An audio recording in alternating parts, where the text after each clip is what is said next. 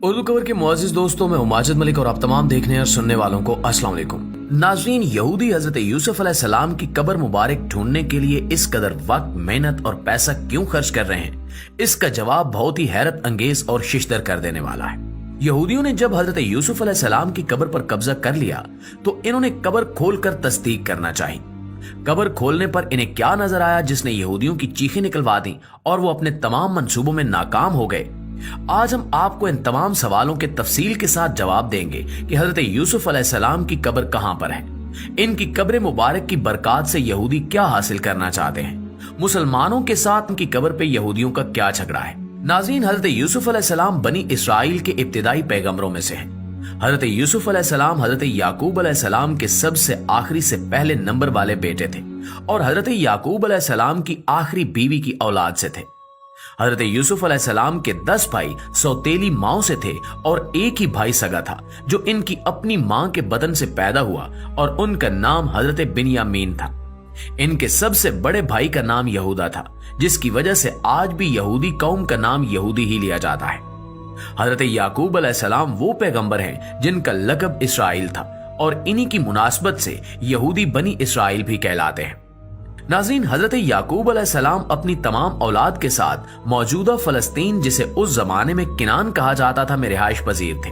फितरी हसद और रकाबत और हजरत याकूब अलैहिस्सलाम के लाड प्यार की वजह से हजरत यूसुफ अलैहिस्सलाम के सौतेले भाइयों ने हजरत यूसुफ अलैहिस्सलाम को एक गैर आबाद कुएं में डलवा दिया, जहां से इन्हें एक तिजारती काफिले ने बचाया और इन्हें अपने साथ ले जाकर मिस्र में बतौर गुलाम फरोख्त कर दिया। ये सारा किस्सा कुरान करीम में हजरत यूसुफ अलैहिस्सलाम के नाम से मंसूब सूरह यूसुफ में मज़कूर है। मिस्र में बतौर गुलाम फरोख्त होने के बाद मुख्तलिफ मराहिल, कैदोबंद और आजमाइशों से गुजरते हुए हजरत यूसुफ अलैहिस्सलाम बिल आखिर मिस्र के फाइनेंस मिनिस्टर यानी वजीर खजाना जैसी पोस्ट पे तैनात हो गए और इन्हें अल्लाह रब्बुल इज्जत ने नबूवत भी अता फरमा दी।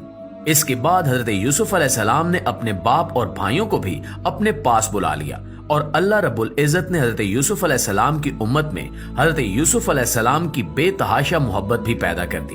हजरत यूसुफ अलैहिस्सलाम बेहद हसीन व जमील थे और इन्हें नबी करीम सल्लल्लाहु अलैहि वसल्लम के हुस्न के निस्फ के बराबर हुस्न अता किया गया था।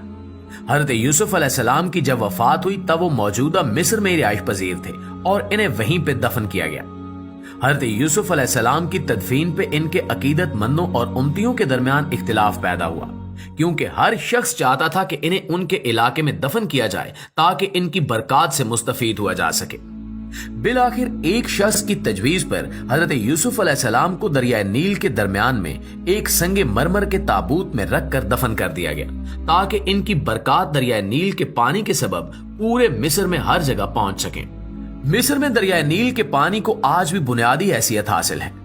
वक्त गुजरता गया और जब बनी इसराइल के दरमियान यहूदियों के सबसे बड़े पैगंबर हजरत मूसा अलैहिस्सलाम माबूस किए गए और इन्होंने बनी इसराइल को लेकर मिस्री फिरौन की हुकूमत से फरार होना चाहा और समंदर के किनारे पहुंचे, तो उस वक्त बनी इसराइल के लोगों ने कहा कि हजरत यूसुफ अलैहिस्सलाम ने इनसे एक वादा लिया था कि जब कभी बनी इसराइल मिस्र से फलस्तीन वापस जाएं यानी किनान जाएं तो इनके ताबूत को साथ लेकर जाएं। उस वक्त बनी इसराइल में से कोई शख्स भी नहीं जानता था कि वो ताबूत कहां दफन है, क्योंकि इस दौरान कई जमाने गुजर चुके थे और लोग हजरत यूसुफ अलैहिस्सलाम की कब्र के निशान को भूल चुके थे। तहकीक करने पर मालूम हुआ कि एक बुढ़िया है जो इस बारे में जानती है और उसने हजरत मूसा अलैहिस्सलाम के सामने शर्त रखी कि अगर इसे जन्नत में हजरत मूसा अलैहिस्सलाम की हमसायगी और कुर्ब नसीब हुआ और इसका वादा इससे किया जाए तभी वो ताबूत की लोकेशन बताएगी, जिस पर हजरत मूसा अलैहिस्सलाम ने इस पे गुस्सा किया, लेकिन अल्लाह रब्बुल इज्जत के हुक्म पर इसकी शर्त को तस्लीम कर लिया। यूं उस बुढ़िया की मदद से हजरत यूसुफ अलैहिस्सलाम का वो ताबूत हासिल किया गया जो संगे मरमर का एक बड़ा ही खूबसूरत ताबूत था और उसे लेकर हजरत मूसा अलैहिस्सलाम फलस्तीन आए।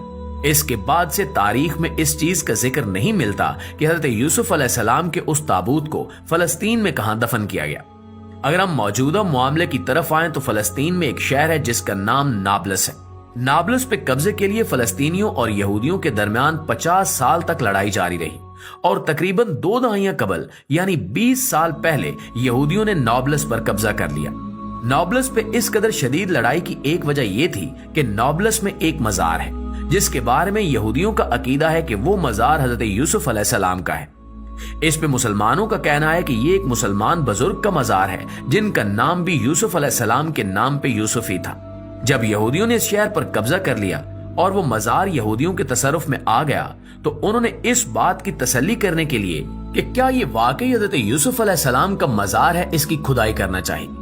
खुदाई पे इन्हें जिस कदर हैरत अंगेज और खौफनाक हालात का सामना करना पड़ा उसने यहूदियों की हिम्मत पस्त कर दी। हर बार खुदाई पे एक निहायत खौफनाक सांप किसी नामालूम जगह से निकल आता था जिसे यहूदी पूरी कोशिश के बावजूद नहीं मार सके। हार मानते हुए यहूदियों ने इस काम से हाथ खींच लिया। क्योंकि वो इस पे 50 साल तक जंग लड़ते रहे थे, इसलिए इन्होंने इस मामले को यहीं पे दबाया और कोशिश की कि खुदाई की तफसीलात बाहर ना आ सके, क्योंकि इस नाकामी पे पूरी दुनिया में यहूदियों का मजाक बन सकता था।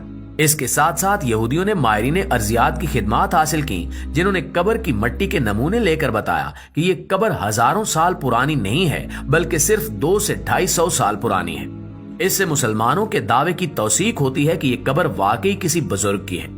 क्योंकि यहूदी इस पे बेतहाशा सरमाया और जाने कुर्बान कर चुके थे, इसलिए इन्होंने इसको हजरत यूसुफ अलैहिस्सलाम की कब्र के नाम से ही मशहूर किया और यहाँ पे तौरात अकेडमी बनाई जहाँ पे यहूदियों के बच्चों को तौरात सिखाई जाती थी।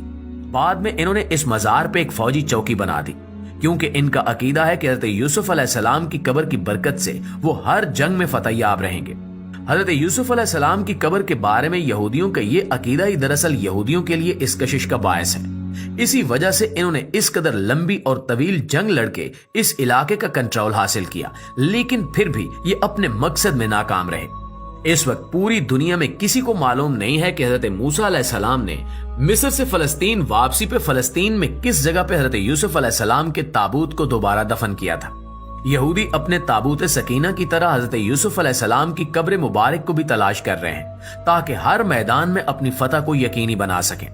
ताबूत सकीना जिसमें हजरत मूसा अलैहिस्सलाम का जुब्बा, इनकी दस्तार मुबारक, इनकी नालैन मुबारक, इनका आसा मुबारक और दीगर अंबियाए कराम की निशानियां भी महफूज हैं, वो भी यहूदियों के लिए अकीदे की मजबूती का बायस है। इस ताबूत में हजरत सुलेमान अलैहिस्सलाम की अंगुश्तरी भी मौजूद है, जिनकी मदद से वो जिन्नात पे हुकूमत किया करते थे। ये तमाम चीजें यहूदियों के तबरुकात में शामिल हैं और ताबूत सकीना मुख्तलिफ अदवार में यहूदियों के पास आता और जाता रहा। इसके बारे में अल्लाह रब्बुल इज्जत ने कई बार यहूदियों को कहा कि वो इसकी हिफाजत करें और अपने अकायद को दुरुस्त रखें तो इन्हें हर मैदान में फतह मिलेगी। इसके बावजूद यहूदियों ने कभी भी सरकशी और नाफरमानी का दामन हाथ से नहीं छोड़ा और हर बार अल्लाह रब्बुल इज्जत के अहकामात का मजाक उड़ाते रहे। इसकी वजह से आखिरकार यहूदियों से उस ताबूत को आखिरी बार बस नुसर ने बाबुल पर हमले के दौरान छीना और इसके बाद किसी को इल्म नहीं कि ताबूत सकीना कहाँ गया। अल्लाह ताला ने अपने आखिरी पैगंबर मोहम्मद मुस्तफ़ा सल्लल्लाहु अलैहि वसल्लम को दुनिया में मबूस कर दिया है और जो इनके अहकामात और शरीयत की पैरवी नहीं करेगा और इस्लाम को कबूल नहीं करेगा उसके लिए दुनिया और आखिरत दोनों में नाकामी ही